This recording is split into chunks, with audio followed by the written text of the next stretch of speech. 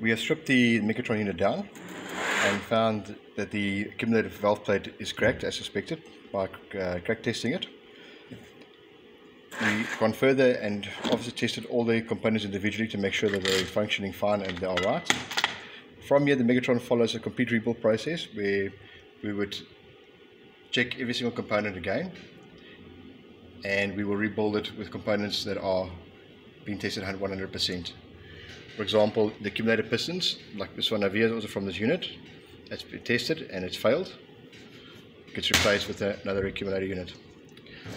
We've developed in-house a repair for this particular fault, where we've manufactured a steel insert which gets replaced on the actual valve plate itself. So during the process, what we do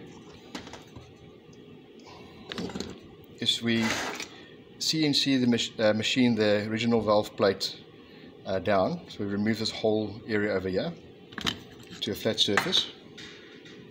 We then replaced what was the aluminium section with a steel insert,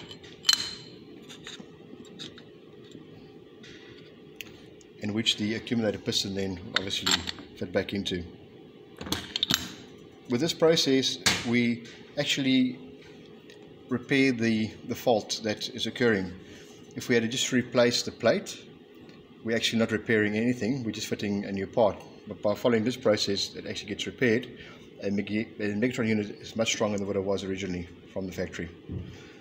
I will show you next the process in which we go through to fit this cup to the Megatron unit.